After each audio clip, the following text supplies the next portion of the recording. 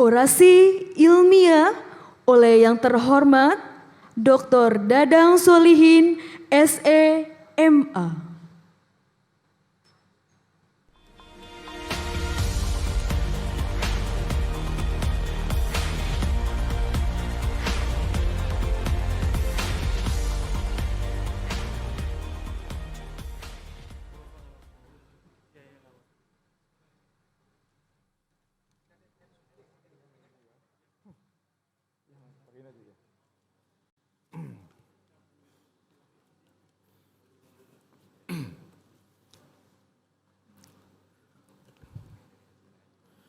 Yang terhormat Ketua Yayasan Ilomata, Bapak Dr. Andes Amrullah Satoto, SABMA, yang terhormat Rektor Institut Setiami, Bapak Profesor Dr. Insinyur Wahyudin Latunreng, MSI, beserta jajarannya, yang terhormat Ketua Senat Institut Setiami, Bapak Profesor Dr. Muhammad Mulyadi, MSI, yang terhormat Direktur Jenderal Pajak Kementerian Keuangan RI, Bapak Suryo Utomo, SIAK, MBT, yang terhormat Kepala Lembaga Layanan Pendidikan Tinggi Wilayah 3 DKI Jakarta, Ibu Dr. Insinyur Paristianti Nurwardani, MP, Ibu,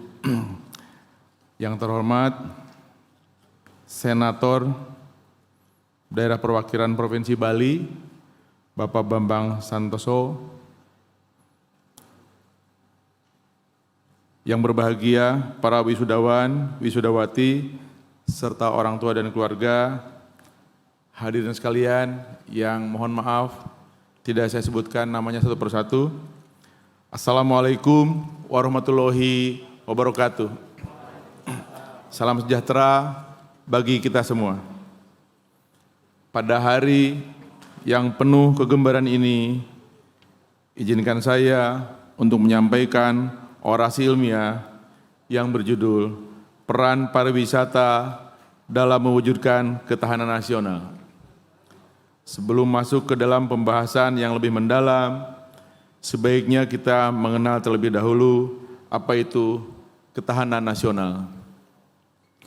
Menurut Lemhanas RI, ketahanan nasional adalah suatu kondisi dinamis suatu bangsa yang terdiri atas ketangguhan serta keuletan dan kemampuan untuk mengembangkan kekuatan nasional dalam menghadapi segala macam dan bentuk ancaman, tantangan, hambatan, dan gangguan, baik yang datang dari dalam maupun dari luar, secara langsung maupun tidak langsung, yang mengancam dan membahayakan integritas, identitas, kelangsungan hidup bangsa dan negara, serta perjuangan dalam mewujudkan tujuan nasional.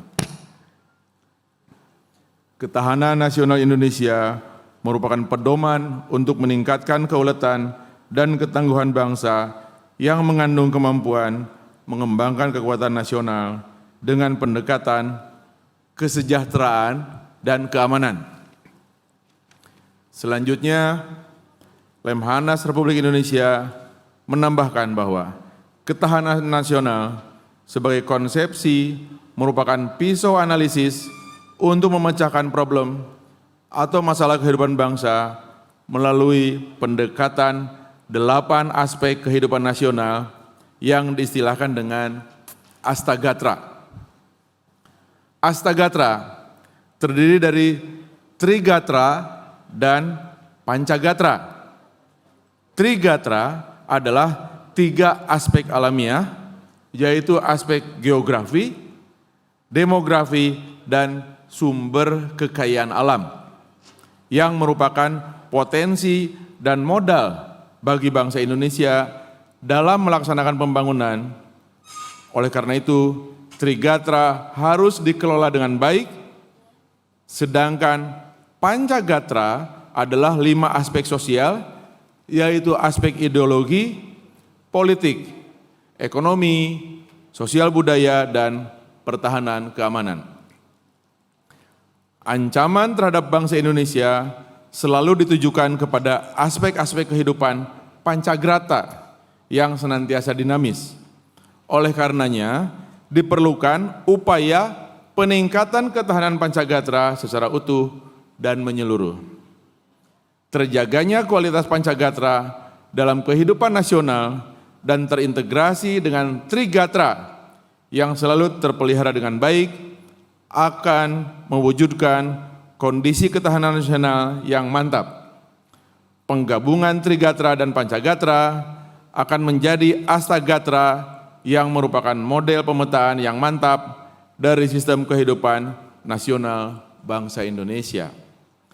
Ketahanan nasional dalam konteks konsepsi merupakan suatu ajaran yang diyakini kebenarannya dan perlu diimplementasikan kepada seluruh bangsa Indonesia, sehingga akan terjalin pola pikir, pola sikap, pola tindak, dan pola kerja yang sama secara nasional, holistik, dan berorientasi global. Oleh karena itu, konsepsi ketahanan nasional berfungsi sebagai pedoman dalam melaksanakan pembangunan nasional untuk mewujudkan sinergi dan dari seluruh bidang dan sektor pembangunan, termasuk sektor pariwisata. Hari ini kita akan kaji bagaimana peran pariwisata dalam mewujudkan ketahanan nasional. Hadirin yang berbahagia, pembangunan industri pariwisata Indonesia saat ini sangat dipengaruhi oleh adanya pandemi COVID-19. Perubahan model bisnis dari traditional tourism management menjadi digital tourism management akan menjadi peluang dalam mempertahankan dan memulihkan sektor pariwisata nasional. Orientasi segmen pasar akan bergeser dari wisatawan mancanegara menjadi wisatawan Nusantara, sehingga penerbangan internasional kembali pulih seiring penanganan pandemi COVID-19 yang semakin baik. Untuk itu, diperlukan strategi khusus terintegrasi dalam menghadapi dampak pandemi COVID-19 terhadap sektor pariwisata, terutama dalam menghadapi masa recovery pada tahun 2022 ini sesuai kondisi global. Dalam kerangka pembangunan industri pariwisata, terdapat sejumlah potensi yang telah berkembang sebagai model utama dalam mendorong akselerasi industri pariwisata. Yang pertama, pariwisata menciptakan rantai nilai usaha yang luas dan beragam. Pariwisata merupakan sektor yang memiliki keterkaitan rantai nilai kegiatan yang luas dengan berbagai jenis usaha, sehingga mampu menciptakan lapangan usaha yang luas bagi masyarakat. Keterkaitan dan sinergi antar rantai usaha pariwisataan merupakan faktor kunci yang membuat industri pariwisata berjalan dengan baik dan mampu memenuhi harapan wisatawan selaku konsumen. Penguatan sinergitas antar mata rantai pembentuk industri pariwisata harus selalu dibangun dan dikembangkan agar seluruh komponen dan sistem pariwisataan dapat bergerak dan memberikan kontribusi serta perannya masing-masing dalam menciptakan produk dan pelayanan yang berkualitas bagi wisatawan.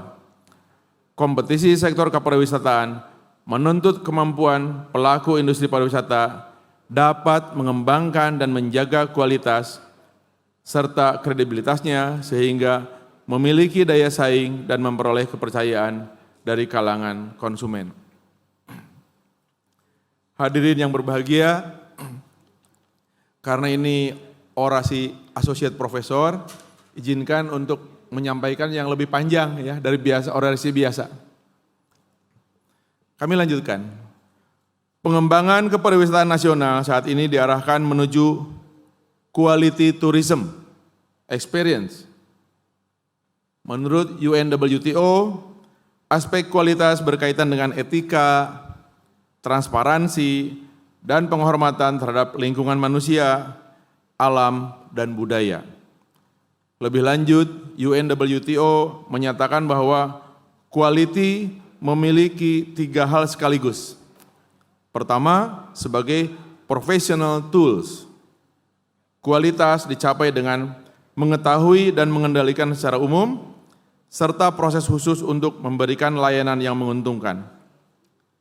Sistematisasi kualitas melibatkan 3 tingkatan yang berbeda, yaitu organisasional, operasional, dan perseptual. Dalam pariwisata, kualitas harus melibatkan komitmen aktif dari sumber daya manusianya. Dalam hal destinasi pariwisata, kualitas juga membutuhkan nilai keramah tamahan dan hospitality penduduk lokal. Kedua, sebagai manajemen model, kualitas terletak pada framework baru dari hubungan kerja dan kompetensi. Ini berarti beralih dari struktur piramida ke organisasi yang flat dan berorientasi pada proses. Dalam hal destinasi berkualitas, diperlukan komitmen yang solid dari publik, privat, dan antar institusi.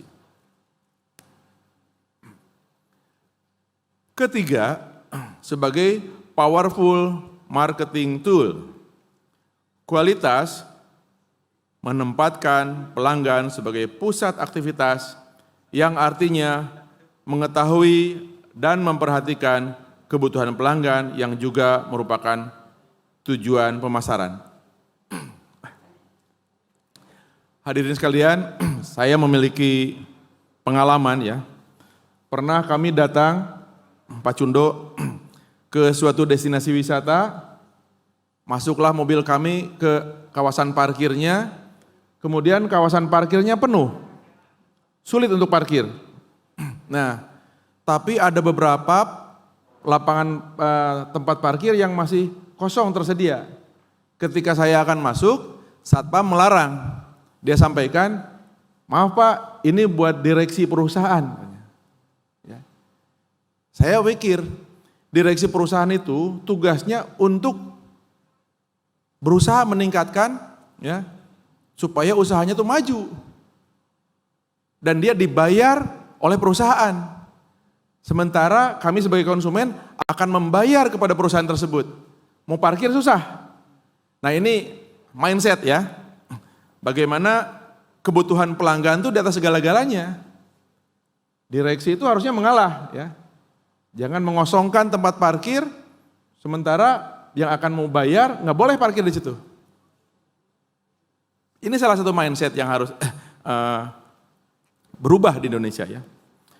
Oleh karena itu, quality harus menjadi bagian dari manajemen dan perencanaan dengan tujuan akhir meningkatkan kinerja dan mengadaptasi penyediaan produk dan layanan serta memperkuat variabel-variabel kompetitif bagi destinasi. Quality merupakan sebuah pilihan etis. Tanggung jawab dan perilaku untuk melakukan segala sesuatunya lebih baik dengan menghormati masyarakat dan lingkungan adalah masalah etis. Disinilah quality, sustainability, social responsibility, accessibility menjadi satu, karena tidak mungkin ada quality tanpa etika. Keberlanjutan atau sustainability memiliki prinsip yang sama dengan quality, karena para wisata memerlukan strategi jangka panjang dan menggunakan sumber daya terbatas yang sangat rentan terhadap kerusakan, seperti alam dan warisan manusia. Tanpa hal tersebut, minat dan motivasi wisata akan hilang. Keberlanjutan, baik itu dalam hal sosial, kultural, ekonomi, dan lingkungan, merupakan komponen quality dalam pariwisata. Tidak mengherankan untuk melihat dua konsep ini terkait sangat erat terutama dalam mengelola destinasi pariwisata. Penerapan quality tourism akan menjadi acuan dalam pengembangan kepariwisataan nasional ke depan. Hadirin yang berbahagia, kita kembali kepada tema utama kita, ya, yaitu peran pariwisata dalam mewujudkan ketahanan nasional. Izinkan saya untuk menjelaskan hubungan pariwisata dengan masing-masing gatra. Dalam Pancagatra, pertama pariwisata dan gatra geografi. Indonesia adalah sebuah negara kepulauan dan salah satu negara terluas di dunia dengan total luas negara 5.193.250 km persegi. Mencakup daratan dan lautan ya. Luas daratannya adalah 1.919.440 km persegi dan lautannya adalah 3.273.810 km persegi.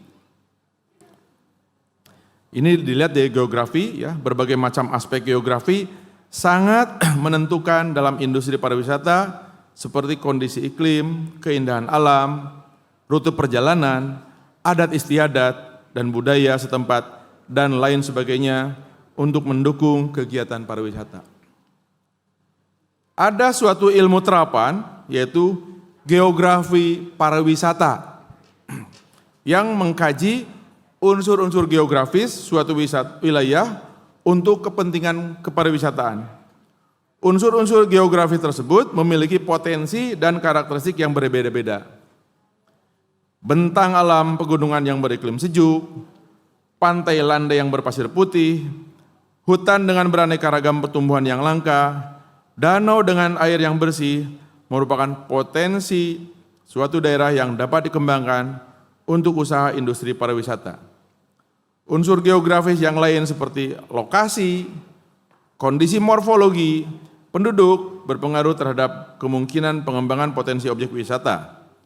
Daratan dan lautan Indonesia dengan potensi unsur-unsur geografis yang luar biasa sangat memberikan peluang besar bagi pemenuhan kebutuhan kesejahteraan bangsa.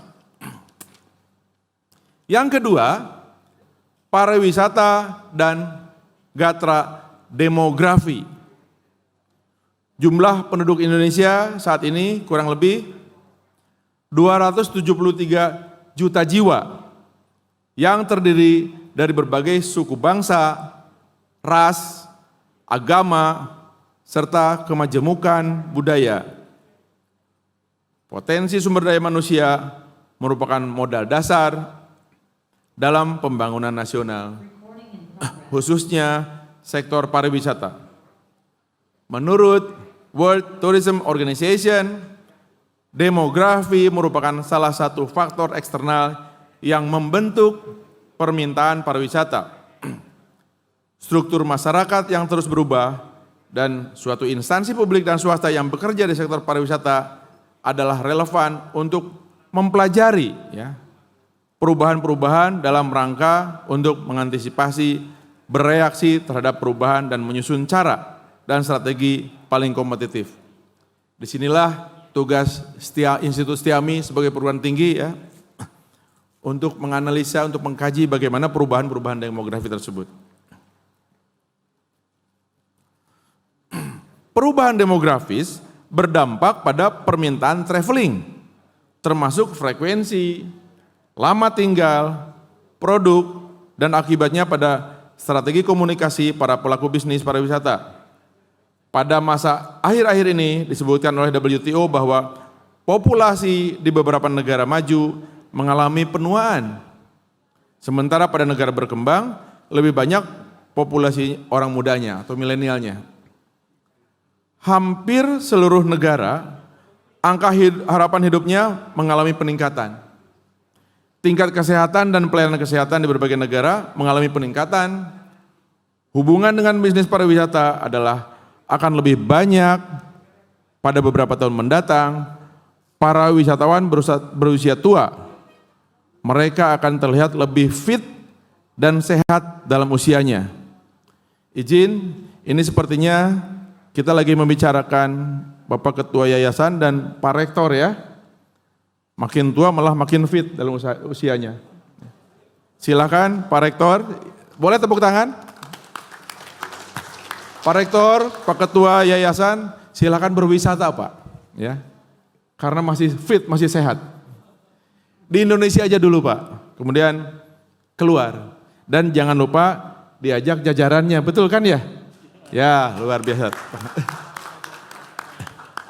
Ketiga, pariwisata dan gatra sumber kekayaan alam.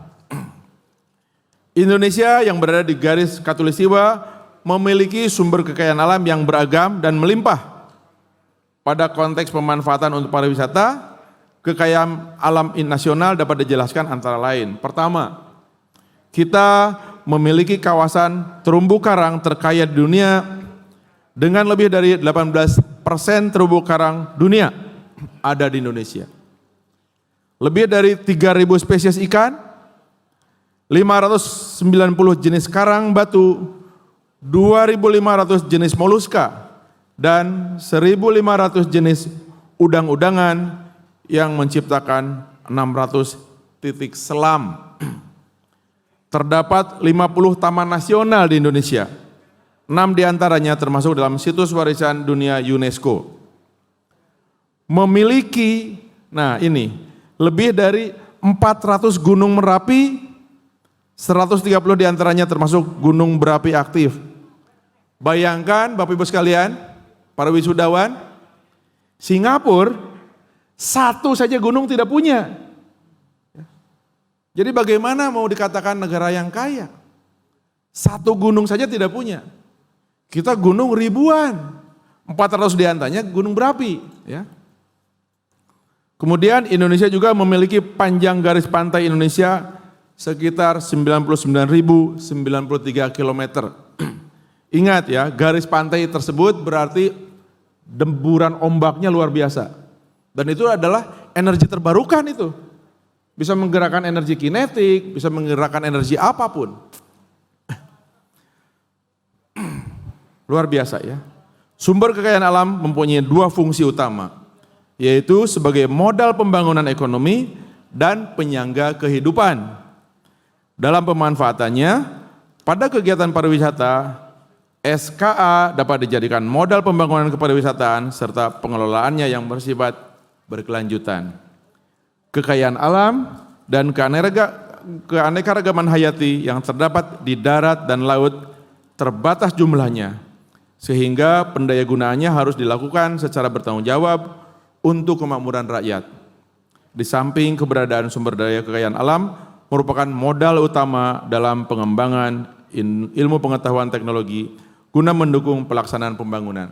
Ya tadi misalnya energi kinetik, sumber daya energi terbarukan dan sebagainya. Yang keempat, Bapak Ibu sekalian, jadi kalau Astagatra itu ada 8, Pak, ini baru keempat nih. Napas sudah habis ya. Pariwisata dan gatra ideologi. Nah, coba. Bangsa Indonesia telah menetapkan Pancasila sebagai ideologi bangsa. Ketetapan tersebut telah dirumuskan dalam pembukaan Undang-Undang Dasar 45 dan merupakan kesepakatan nasional yang disebabkan oleh persamaan sejarah, nasib, dan cita-cita perjuangan demi mewujudkan masyarakat adil, makmur, dan sejahtera berdasarkan Pancasila. Kegagalan menerapkan Pancasila sebagai ideologi bangsa dalam penyelenggaraan industri pariwisata akan berakibat pada ketidakmampuan para stakeholders untuk lepas dari perangkap taken for granted. Kajian mengenai ideologi dalam praktik pariwisata menjadi penting. Ya, silakan institusi kami kaji terus bagaimana ideologi dalam praktik-praktik pariwisata. Ini penting sekali ya. Untuk mengenali asumsi dasar yang kemudian menjadi panduan pelaksanaan di tingkat teknis. Sebagai pemisalan, segala hal yang menjadi keputusan para aktor, agen, penyelenggara, menteri pariwisata, para kepala dinas dalam suatu destinasi dalam menghadapi problem keseharian atau krusial biasanya tertuang dalam SOP. SOP ini merupakan hasil dari suatu konstruksi tertentu.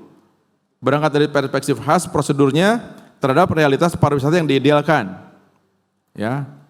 Ambil contoh lah, bagaimana pariwisata dengan gatra ideologi.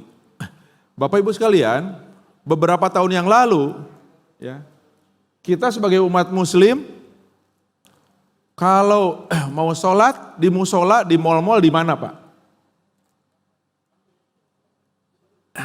Di basement, panas, bau apek, kotor. Ya. Dan sekarang, apakah mereka sudah menyadari gatra ideologi, atau mereka menyadari bahwa kaum muslim itu adalah pasar yang kuat, jadi harus dihormati. Di mal-mal sekarang, musolanya bagus. Tapi mohon maaf, kamar kecilnya terutama yang buat laki-laki, kok masih seperti kamar kecil di Eropa? Ya. Karena umat muslim yang laki-laki itu, kalau misalnya mohon maaf buang air kecil itu harus bersih. Ya. Jadi peralatan urinoirnya juga harus khusus. Nah itu artinya pariwisata sudah consider the ideology of nation, ya. Yang kelima, pariwisata dan gatra politik. Nah, apalagi nih? Ya. Ini kalau senator ini bukan orang politik ini ya. Karena tidak berdasarkan partai politik ya Pak Bambang ya. Luar biasa Pak. Setiami itu baru mau wisuda saja sudah jadi senator Pak. Tepuk tangan dulu Pak Setiami. Ya siap. Mau dikasih sama Pak Cundo tadi sebetulnya. Makasih ya Dek. Ya.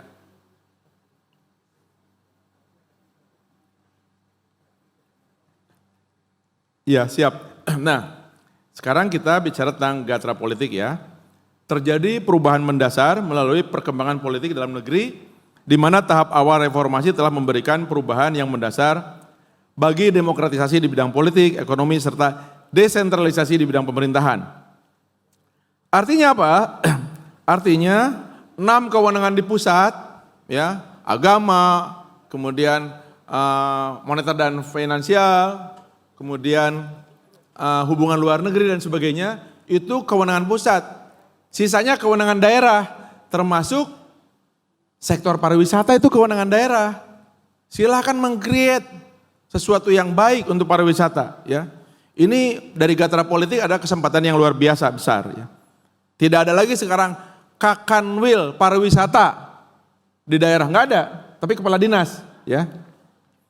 Kemudian yang keenam, pariwisata dan gatra ekonomi, ya, luar biasa. Kalau gatra ekonomi ini, ketangguhan perekonomian Indonesia dengan COVID, ya, itu diperkuat oleh dukungan dari pariwisata. Ya. Banyak sekali yang dari gatra ekonomi, mudah-mudahan Setiami juga mendistribusikan PDF-nya dari orasi ilmiah saya ini, ya. Saya akan baca lebih cepat lagi, karena tadi ternyata bukan hanya ngasih minum Pak petugas itu, tapi ngasih tahu, Pak waktunya sebentar lagi Pak.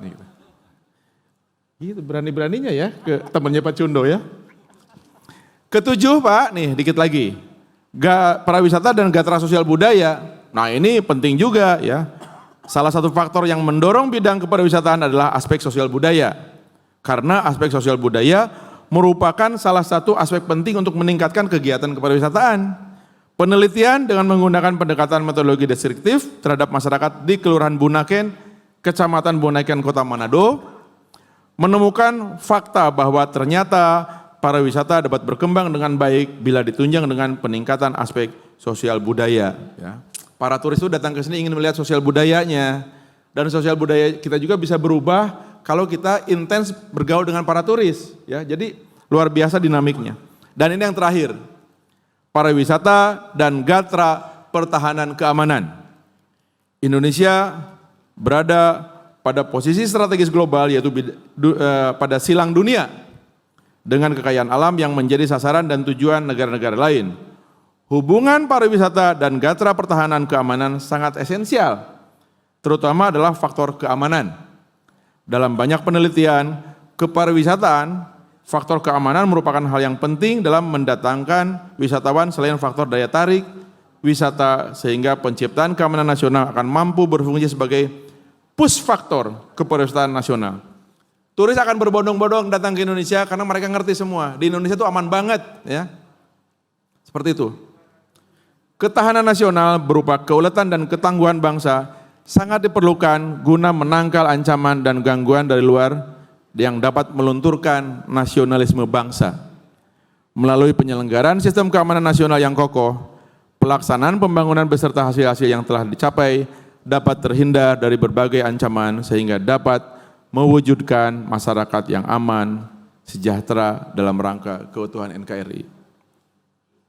Bapak Ibu sekalian, hadirin yang berbahagia, mari kita mulai dari Institut Setiami dengan visi menjadi perguruan tinggi yang berakhlak mulia, unggul dan berdaya saing, dan filosofi meningkatkan derajat kemuliaan manusia melalui pendidikan dengan memiliki sifat positive thinking, sense of belonging, dan kooperatif. Insya Allah, Institut Setiami bisa berdiri paling depan untuk meningkatkan peran pariwisata dalam mewujudkan ketahanan nasional. Sebagai penutup orasi ilmiah ini, saya ingin menyampaikan beberapa strategi pembangunan bidang pariwisata yang bisa dilakukan oleh Setiami. Ya. Pertama, dalam pengelolaan kualitas SDM pariwisata yang berdaya saing, untuk lebih meningkatkan kualitas SDM yang bekerja di bidang industri pariwisata yang memiliki sertifikasi di bidangnya. Setiami bisa menyelenggarakan berbagai tempat uji kompetensi untuk mendukung pariwisata tersebut. Kedua, dalam pengembangan pemasaran pariwisata untuk lebih memanfaatkan teknologi serta media sebagai sarana pemasaran pariwisata, meningkatkan citra pariwisata Indonesia yang memiliki daya saing internasional, serta orientasi hasil pada kegiatan pemasaran dan perluasan pangsa pasar potensial. Para mahasiswa Setiami bisa menciptakan berbagai aplikasi untuk mendukung pengembangan pariwisata tersebut. Dengan aplikasi itu cuannya keluar terus ya. Kemudian yang ketiga, dalam pengembangan daya tarik destinasi pariwisata untuk lebih meningkatkan jumlah event serta optimalisasi kolaborasi dengan industri kreatif sebagai daya tarik destinasi wisata serta pengembangan jumlah objek wisata baik yang sudah existing maupun baru sebagai destinasi wisata unggulan. Setiami sebagai salah satu anggota Pentahelix Stakeholders ya. Pentahelix itu tidak akan lengkap kalau tidak ada perguruan tingginya. Ya. Jadi perkuat di situ kekuatan Pentahelixnya tuh. Ya. Jadi dituntut untuk selalu berkolaborasi dalam stakeholder tersebut. Ya. Keempat, dalam pengembangan produk industri pariwisata, ya, yaitu untuk lebih mengembangkan industri pariwisata yang memiliki daya saing global serta meningkatkan kepatuhan dan tata kelola industri pariwisata. Demikian yang dapat saya sampaikan. Untuk mengakhiri orasi ilmiah ini, izinkan saya untuk mengucapkan selamat kepada para wisudawan dan wisudawati, para orang tua, serta sivitas akademika Institut Setiami. Semoga kita semua selalu dalam lindungan Allah Subhanahu wa taala. Amin ya Allah, ya rabbal alamin. Wabillahi taufiq wal hidayah. Wassalamualaikum warahmatullahi wabarakatuh. Waalaikumsalam warahmatullahi wabarakatuh.